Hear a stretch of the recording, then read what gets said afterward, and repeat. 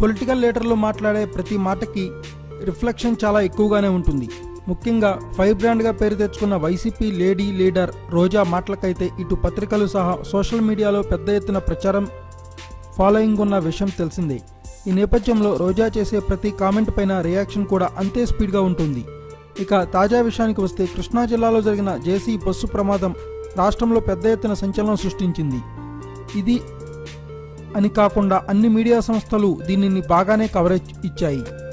కొందరు దీనిని ప్రమాదం దృష్టిలో చూస్తూ ఇంతవరకు పరిమితం చేయగా, Jagan and co Sakshi media సంస్థలు మాత్రం ప్రమాదం కమ్ పొలిటికల్ యాంగిల్ను జోడించి కొట్టారు. దీనికి ప్రధాన కారణం జేసీ దివాకర్ రెడ్డి టీడీపీ ఎమ్మెల్యే కావడం, ఇటీవల జగన్పై తీవ్రస్థాయిలో విరుచుకుపడడం అని అందరికీ తెలిసిందే. ఇక ప్రమాద స్థలానికి ఆసుపత్రికి ప్రతిపక్ష హోదాలో వెళ్లిన జగన్ ప్రభుత్వంపై ఓ రేంజ్లో విరుచుకుపడ్డారు. అదే సమయంలో కలెక్టర్ నుంచి బిల్ కలెక్టర్ వరకు అందరిపైన మాటలతో విరుచుకుపడ్డారు.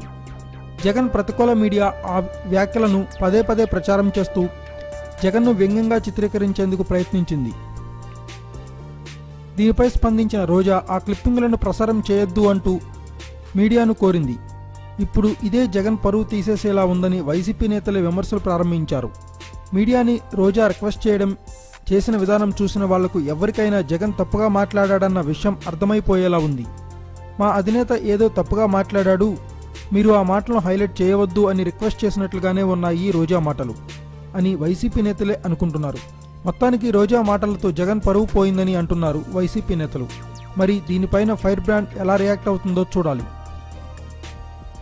Thanks for watching. Please subscribe our channel.